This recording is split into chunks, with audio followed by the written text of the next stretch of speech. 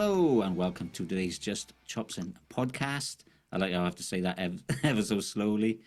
And today we are with Geoffrey Moore. And Jaffa has a new album out, and the new album is called Photograph. That is correct, and I'll say it slowly. I have to say it slowly, otherwise nobody can understand me. And then you also have your first single off that album. It's called You and I. Yes. And would you like to tell us a little bit about that? Because I've seen the video and it's absolutely amazing. Oh, yeah, I've checked the album out. I got to be honest. Yeah, so have I actually. Wonderful. Oh, really? Oh, great. Oh, how refreshing. You know, most of these interviews, it's like, I've heard the song. Have you heard the album? So you've heard the album. I listened to the album twice today. I listened it right through. Yeah. Terrific. Yeah, it's very good. Very good. Thank you. Well, you see, the song really doesn't reflect the body of, the work of the album, which is basically the 70s and the 80s. Live instruments meets electronic ones. And so Unicef coming together, you and I, with my dad, a tribute to him. And so the song really stems from how my daughter and I, Amber, who helped me produce the video, how could we go about winning an Oscar? So we thought, well, it's probably easier to write a song. And then, of course, in order for the Academy to accept that or to consider it as best song, you need to submit it with a film. Okay. So we create a movie that is basically the story behind how you rally all these people to create a song which basically is dedicated to Roger and Naya, who unfortunately Rivera, who's no longer with us, bless her heart. And so the song has, and I think it's very topical for today. I think it really does work, sort of coming together, and it's not too cheesy. It's got a bit of that Queen influence, which is very much part of the album, and you guys have heard it. It is the bit of the 70s. It's got a bit of the Tiz Fizz, ZZ Top, bit of the rock, bit of sort of the Queen thing. I mean, I do sound a bit pompous when I say it sounds like these guys, but it is. I was desperately trying to keep, on that sort of that beacon of sound, which really influences to this day music. So the live instrument meets an electronic one, and so you hear it in house. There are one or two sort of ballady. The shotgun's a bit more of a ballad thing. So I wanted to encompass the 2 decades of my upbringing, and hence why it's called Photograph, because that picture, which I assure you was not staged, even though it does look at, I don't know if you've seen the album cover. I'm doing this with I look like a junior Agnelli going to the factory plant, in Torino. It's a bit, where did that picture come from? But basically the idea behind it is that's when I first remember music. And so 70s and 80s. So there is a backstory. It's not just, I want to do some music. I don't think that basically the microphone never lies. Yeah. No, definitely. Because I heard quite a bit of Tom Petty in there as well, if I'm honest. Cool. Well, I was listening I spent half my life in LA. So how wonderful. Tom Petty, all that. I mean, and it's tough. I'm not a great musician. What I'm really good at is knowing who's good. Okay. And so I surround myself with really good musicians. I'm able to play, obviously perform right, but I know that there's someone else who could just about get a diminished note in there just to make me sound, not so basic. So and that's where Nile Rodgers comes in. Nile, bless his heart. And sort of the ethos behind it always. Look, I said, look, Nile, if the song's good enough, will you join me? And he said, good enough. Song's good enough. Basically, he had a lot of faith in you then. Yeah, he had a lot of faith. But basically that was it. It was like, if you say it's not good enough, then I'd much rather you tell me the truth, and I'm making it easy. I'm giving you a nice way out, an easy way out to say, hey, it ain't good enough. Sorry, kid. I don't want to put my name to it. So the idea of how many people are behind the video, you and I, and the fact that I've got some masterful musicians means I must be onto something. Yeah.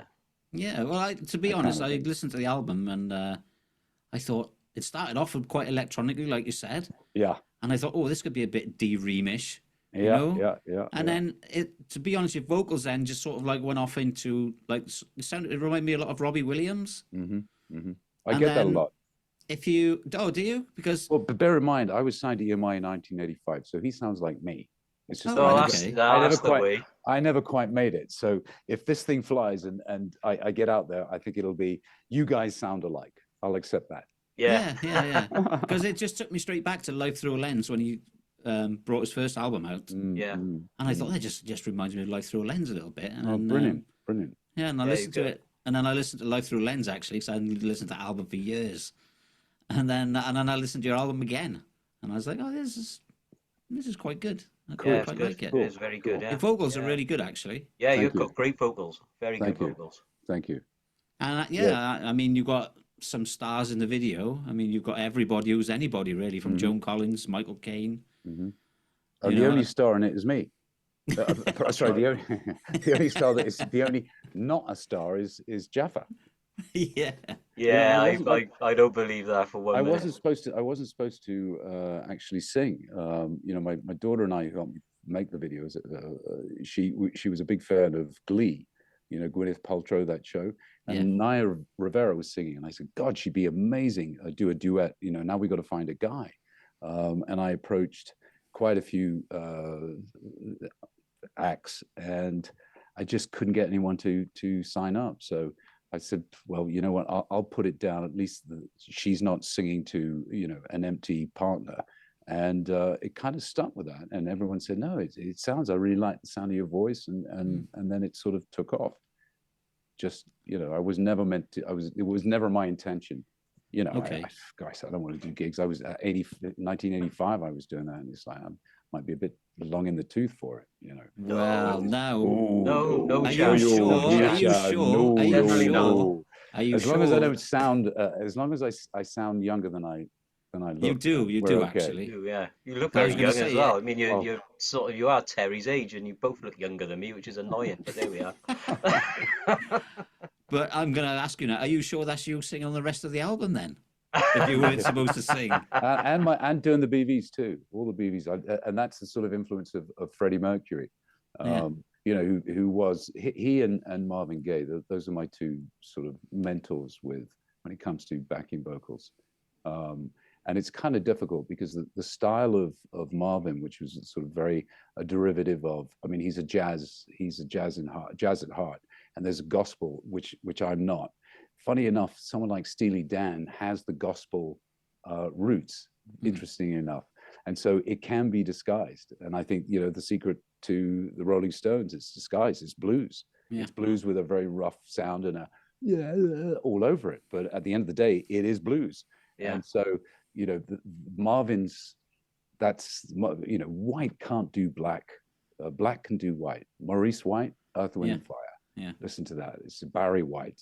And ironic, isn't it? Barry White, Maurice White, and they're doing white.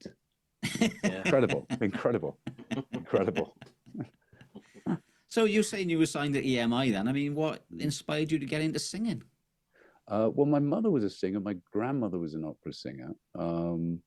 And I don't know. It was through, I did some sort of, I got up and I sang at a party, and someone was there and said, you know what, I'd be really interested to see where you go with this, where we could move forward. And it sort of came about. It was never really my intention. And at that time, I was thinking, well, this could be a really good way to make a name for myself, and not because, I'm an actor's son, therefore, does that make me good enough to follow in his footsteps? Sure, acting is an art of performance in a sense, so I felt quite comfortable doing that. But I never really thought of myself as a singer. And I love the idea of, writing for someone else. I could just sit home and do the Bernie Taupin, and Elton does the touring, that kind of thing. But somehow it seems to work. And I've been told I'm sort of, I can pretend to be self-deprecating, but to be honest with you, I never really believed that I could sing.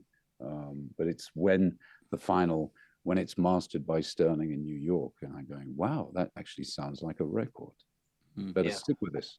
Better pull up my socks and. Were you in a band go. then in the 80s, or? No, I was basically looking to have some fun. And if I sing and get Mike the Mechanics, Mike Rutherford, just did a track with him. Then went to America and wrote a song, actually a couple of tunes at Warner Brothers with Rick James, of all people. So I do have this sort of cross, and if you listen to the album, it's very sort of cross. It's not the same. It's kind of flows. It all kind of gels, but the styles are very much influenced between the Barry White and the Supertramp. There are some bands that just mastered. I mean, I think Tears for Fears, Seeds of Love is just a brilliant piece of work. What a beautiful album. You can listen to that till the end of time. Till the cows come home. Yeah. Sheep. Well, there won't be any cows left when we come home. They're actually trying to ban cows in the Netherlands. So they're trying to get all the farms closed down. Yeah, but they've been too sheepish. Yeah, this is the cows, not the sheep. Oh, the cows. The sheeps. The sheep. But you did touch on... Sorry, Terry, go on. I was going to say, you did touch on you were an actor's son, and I don't know if anybody knows who's watching this podcast, but you are actually the son of Roger Moore, who played James Bond on more than one occasion. Yeah. So I'm going to leave David to ask you a question about that, I think. Well, I've mentioned on numerous podcasts, actually, that he was my favourite Bond of all time. And and I think it's because I was born in 72, so probably the very first memory I've got of a James Bond film is Live and Let Die, but obviously I would have been a bit older because I was in 73. And said my favourite car is a Lotus Esprit Turbo. I don't know why, but none of them turn into submarines, so I can't buy one of them anyway, and probably couldn't afford it either. But it must have been really difficult. Or was it difficult growing up, with having a successful parents, because your mum was very successful as well? How was that, as a childhood? Well, I think Roger being so self-deprecating, it's a job.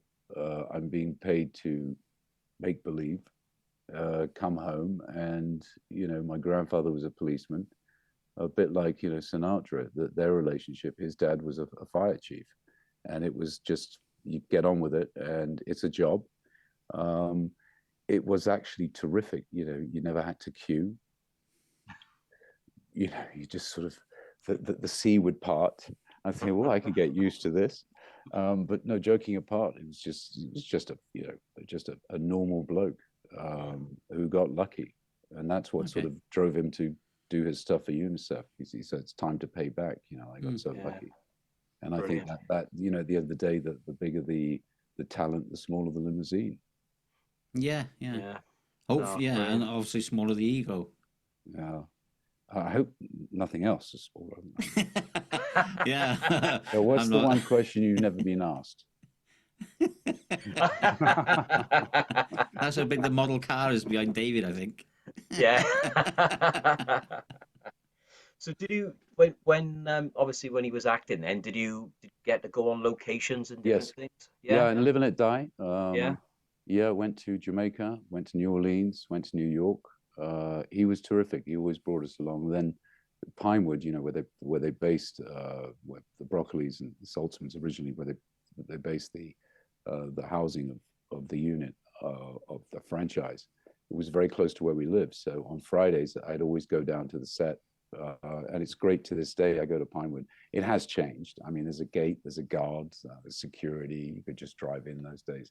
Now it's very sort of Hollywood.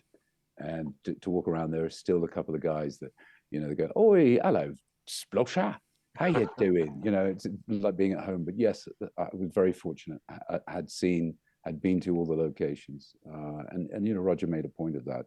A lot of the time he was traveling. So predominantly in my early days, I spent it with my grandparents, a retired policeman, and a grandmother who, saw Messerschmitts flying over our house. So get on with it, eat your food, and stop being such a spoiled little brat, which Yeah. I think is, that's what I love about being English, being Yeah, part of the yeah. Isles. I Yeah, think yeah. that, let's face it. We colonized over 130 countries, and extraordinary people, and how we all came together, how we all united. And it's always when we're about to be, we're pushed just on the edge of the precipice, how we always come together, how we always seem to do the right thing. And Well, London as a city, I'm a Londoner, as a city, best museums, best music, best art. I mean, extraordinary for a little island. The yeah, well, Isles, I got to say, I got to say, well, the thing is about the UK, I mean, you can't really deny the history, can you? no. I mean, like you said, we colonized, well, nearly everybody, to be honest. Yeah, off the planet. Yeah. We built America. That's why they don't have any history, if you like. I mean, how old is America? 100 years old, maybe 130 years old or something? 500. Is it that old? Mm. But not like modern America, I mean. I mean, from the first settlers, the original, American Indians. But with the American first, Indians, with the Irish, yeah. with the Spanish, basically a poor economy in Europe drove so many Europeans to the West. Yeah. Well, that finished off the Americans, really, didn't it? When they brought all their diseases with them, so. And paying tax to King George and all the rest of it. It's like, yeah. And then they had their own, civil war. And then they had their own issues. Yeah. Right. But it is extraordinary, these states. I've visited close to 29 states in America, and they are all so different. And I think Churchill, after World War II, he said, how we can avoid going to war with one another is that we all unite. Yeah. And so in a sense, the euro was his idea.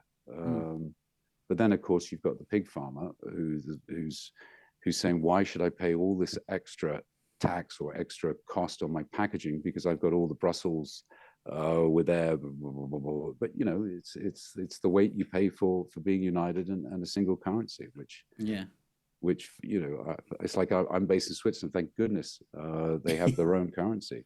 Yeah. I suppose. Yeah. They still got the borders up in Switzerland as well, haven't they? Mm-hmm.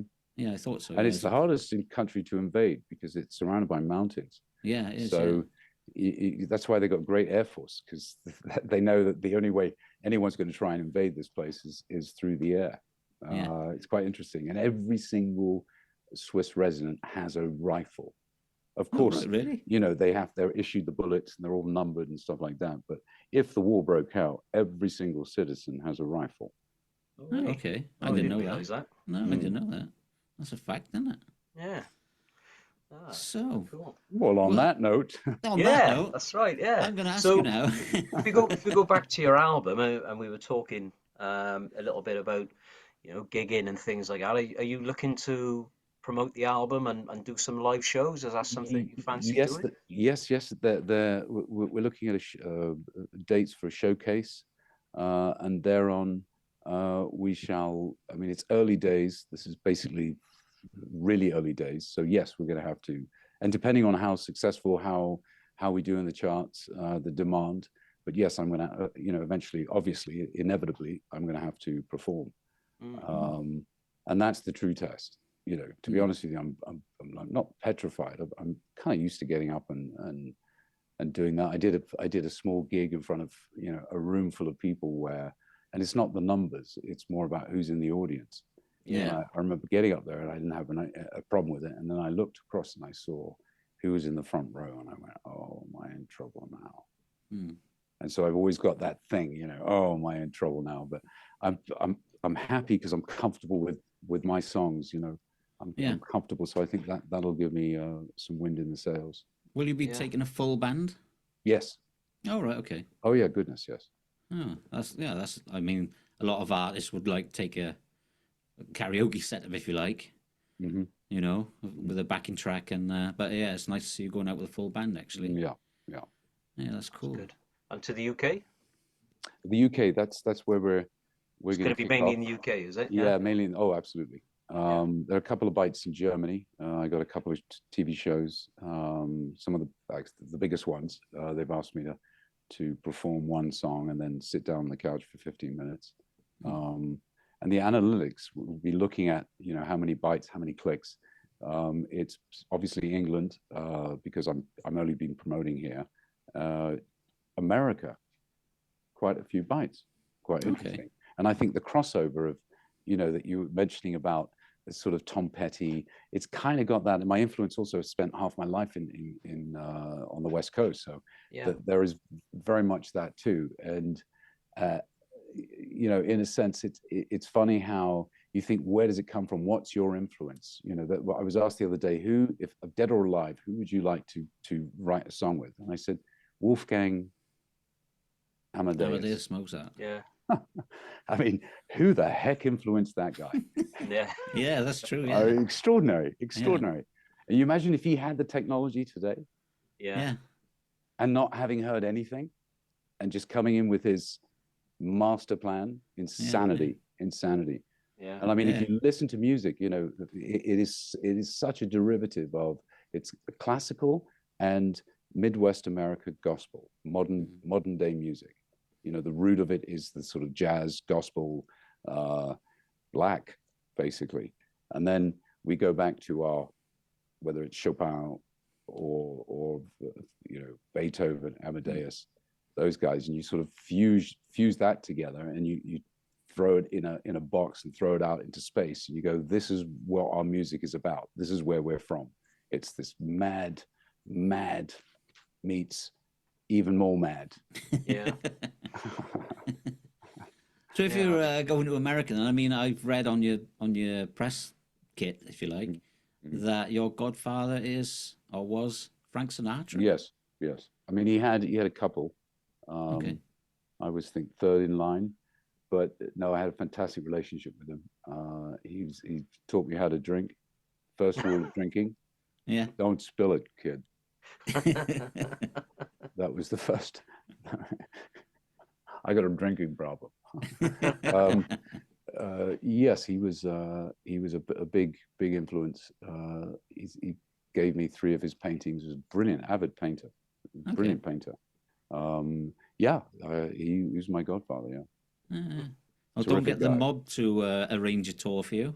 Yeah, I mean the mob. Yeah, he grew up in the same neighborhood. They loved having him. Hey, do us a favor, help us out here. We're trying to go legit. Can you perform? Bring your friends. Yeah. Well, you always got them stories about the Rat Pack the Rat Pack, I should say, not the Brat Pack. But I mean, everything gets blown out of proportion, and completely. Just as well they didn't have social media in them days. Yeah, because they would have been crazy. Can you imagine? Yeah, it would have been right off the wall, wouldn't it? So how did he teach you to drink then? Where were you? I was in the south of France, and I couldn't have been more than 14.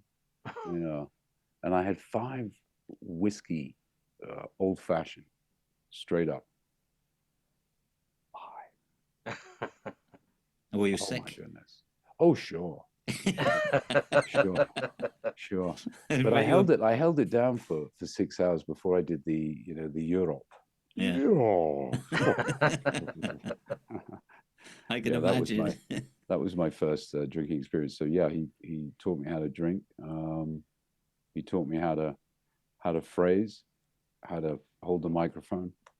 And Tommy Dorsey, trumpet player, used to take little breaths of air while he was, and Frank would do the same thing. He would sort of just always have a bit of air while he was singing. Now today it's different. That kind of style, it doesn't work.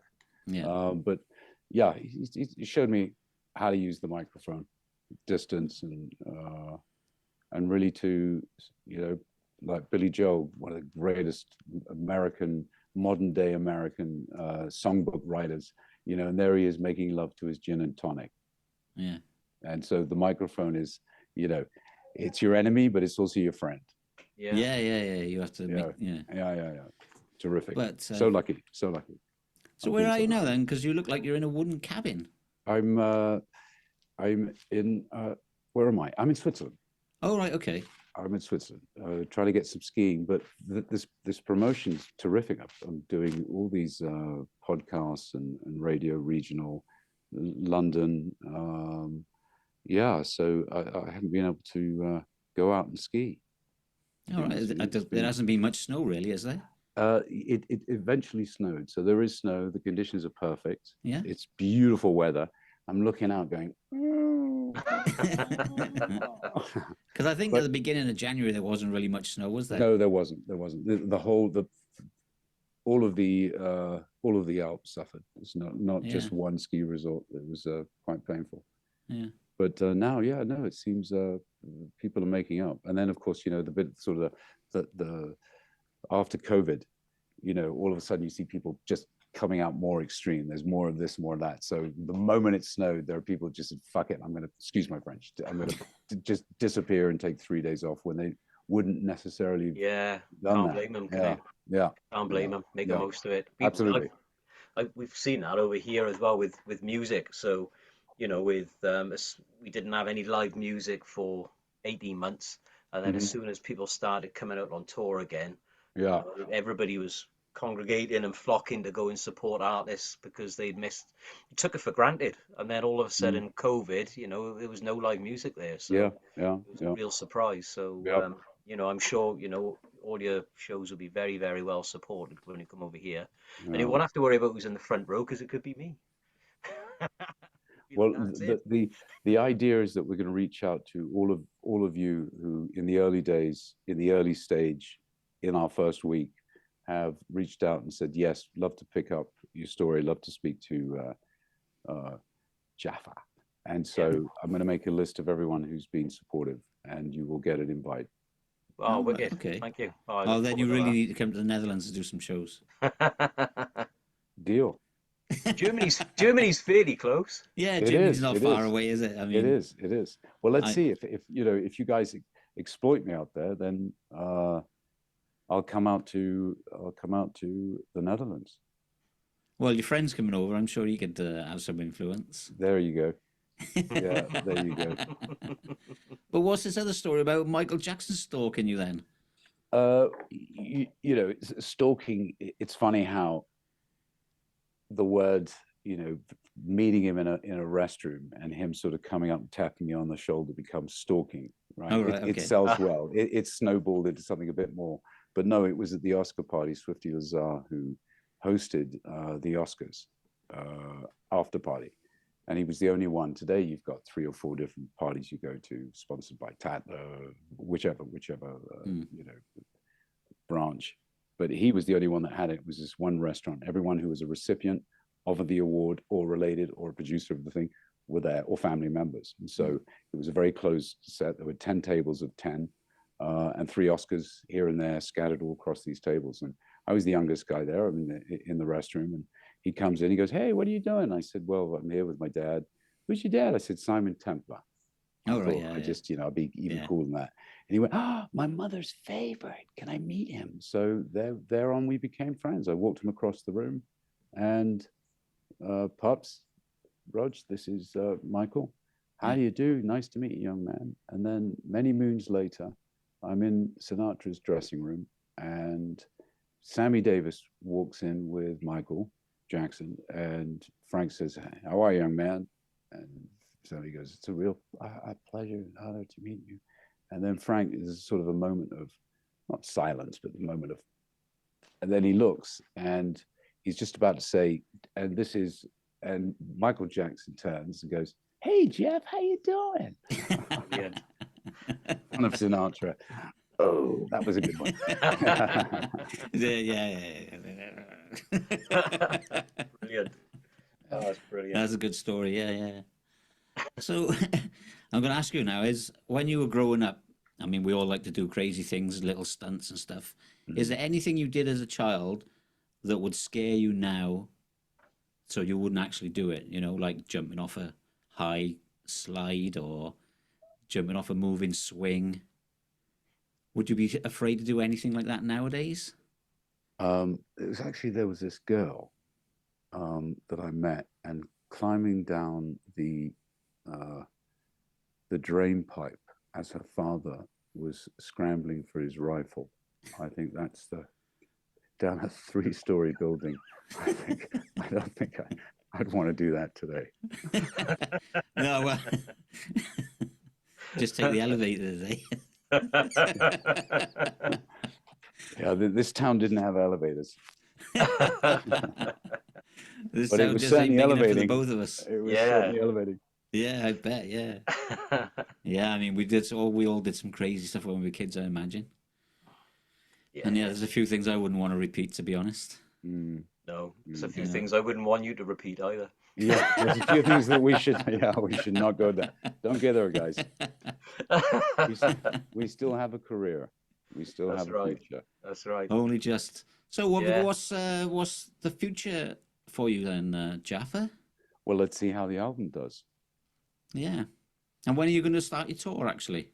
Well, like I said, it's sort of early days. We're starting to pick up dates, and I'm going to have to start practicing a bit more. Okay. Realistically. Are you But looking around showcase- autumn time or? Yes. I mean, I think if this momentum, I mean, we're 21 in the Heritage charts. Okay. If it climbs, then there will be the demand. So I think I'm not going to have much of a choice if it works, and I'm not going to complain. But yeah. Oh yeah. Hopefully before. Yeah. You definitely need to get above D-Ream because I think they're about number 8 in the Heritage charts, aren't they? I know they've been pushing this stuff like crazy on Facebook and Twitter Right. and everything. Right. So, because that's Mike Reed's chart, isn't it? Yes. Heritage chart, Yes. yeah. And I'm always getting messages from, because we've had the D-Ream boys on the podcast, you know.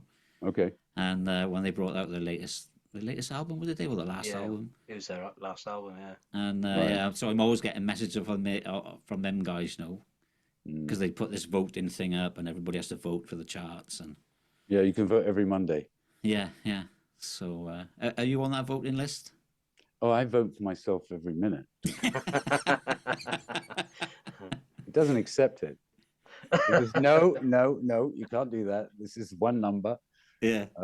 I loathe to ask friends to help out. I find it a bit, just a couple. I've only sent it to 5 people. So do me a favor. That's my brother and my sister, and my daughters, and say, look, spread the love if you would. And a close mate of mine. I don't know. I don't know. Well, how did that video come about then? Well, the video was, thanks to Amber who helped me. It was for a good cause. I wasn't doing it for my own benefit. It was for the old man and for a good cause. And so that's really what drove it. The wind was in my sails, so to speak. Yeah. I suppose a bit different if it's definitely. Yeah, for something else. So, with the album, then, what would you say is your favorite single off the album? Your favorite track? The one I like to listen to is Do I, because it's an upper. But there's a mood. I think there's a mood. Each song has a mood. There are some days where I like to listen to Shotgun or Hero. I think Uni is probably the most across the board. If it's the one song you have to take on to a desert island, I think that one's just it's got it all. It's sad and happy and it's not too gloomy. It's got a good sort of and I like to throw in that hey, give a bit of the Queen thing. So it's not we are what I mean. Yeah. So I mean it's hard to talk about I at the end of the day I can't listen to my music anymore. I've had enough of it. Oh really? Oh, you got to. I know. To be able to sing it. I know. I really like Zoe, and I wondered whether that was based around a real person, because it's kind of like, the lyrics are kind of like a somebody from another planet or whatever, but it could also be somebody that's just very naive and open to suggestions and things. So I just wondered if it was, based around somebody. Well, she's a saucy dish. Yeah. She's from outer space. She's a saucy dish. Yeah. My wife's about, so I can't go into detail. Yeah, no, you meet this girl that, in our past, you'll meet someone, you go, if there is someone, a humanoid, someone who's not from this planet, that person is not from this planet, and basically dedicated to all of us have experienced that one person, whether it be, whichever gender, not from this planet. And so that's basically a story of somebody who's not from here. And what's an ordinary girl like her doing it? But yet, she's a cosmic dish. Yeah, oh, that's cool. I do like that. I did. I've listened because I listened to it once, and I listened to it quite a few times then because I was picking up on the lyrics and everything. I was thinking, I wonder who was that about. Yeah, there's truth behind it all. Yeah. So how long is this single run going to go for? Because I'm sure you must have another track in mind as your second single. Yes, I mean we've just launched this, the album 29th, I think. So we'll just sort of take it, one step as it comes. And which is the next one is basically the analytics. The survey will be done and say this is the one that most people have played twice, so to speak. So we'll see. Okay. Right. Yeah, cool. That's cool. Because Stop Right There, I really enjoyed as well. So that's another good. Good track off there. Cool. It's quite. I'm really happy. Thank you. Yeah, it's a really good album. I got to be honest. Actually, yeah. Because it's very eclectic. There's lots of different, like you said, it's a bit of a story going through it, and some different sounds and different vibes. It's really good. And I was talking to my wife about it, and I said, you would be ideal to go on a festival as well. So there's lots of 80s festivals that Tapau and people like that go on, and you'd be perfect to go on something like that. It'd be really, really good. Terrific. Yeah, it does have sort of multifaceted of choice. I've never heard someone, it's always, I like this one, I like that one. No one's ever said to me, that's the one song predominantly, let's say 5 in a row, I hear it, that's the song. Interesting, because you say Zoe. I just spoke to someone, they go, I listen to the Shotgun, or I listen to, as long as all the songs are good enough, it's not one hit, so to speak. If they all, one song might pick up, Lulu Bell might work in the States. It's got that sort of, so who knows? We shall see. Yeah, hopefully it takes off. We shall We'll see. see you over here. It'd be great. Terrific.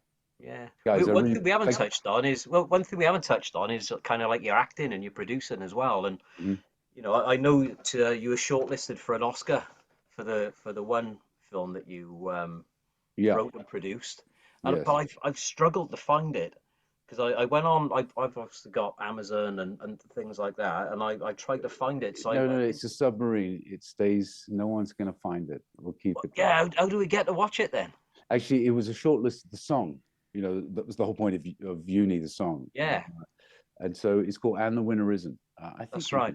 I lost distribution. I had Weinstein Company on board. He was in the movie, and unfortunately, when the turd hit the fan, we had to cut him out, and I lost my distributor. So unfortunately, they managed to consider it for. We were shortlisted for Best Song for Academy Award, but the movie never really got picked up. Lost the distribution. That's a shame. Yeah, it's a shame. It's a shame. Yeah. So hopefully the song will carry over. Yeah. Yes, definitely. Yeah, I'm sure it will. All right. Brilliant. Well, thanks for coming on. It's been a real pleasure to meet you. I got to be honest. Thanks, guys. I've been buzzing all day. So it was a real pleasure. He's been singing James Bond songs all day. Well, I did try and catch. I thought, I'll watch some of Jaffa's films. And I couldn't find them on this, so I watched Live and Let Die, and I watched that last night. He did last night. He texted me. It's a great scene where is this the honky that follows you from uptown? Names Bond, names are for tombstones, baby. Yeah. Go out and waste him. This honky, terrific. Brilliant. Thank you, guys. Brilliant. Thank you for having me. Oh, thank you so much for coming on. I hope everything kicks off, and we'll see you over in the UK soon. And I'll send you an invite. Yeah, we'll get voting for the Heritage Charts. Appreciate the support. Send us the link, and we'll distribute it to everybody, and we'll vote for you. Don't you worry about that. Bless you. Thank you. Right. Thank you so much. Thank you, mate. Bye, guys. Bye-bye. Bye-bye. Bye. Bye.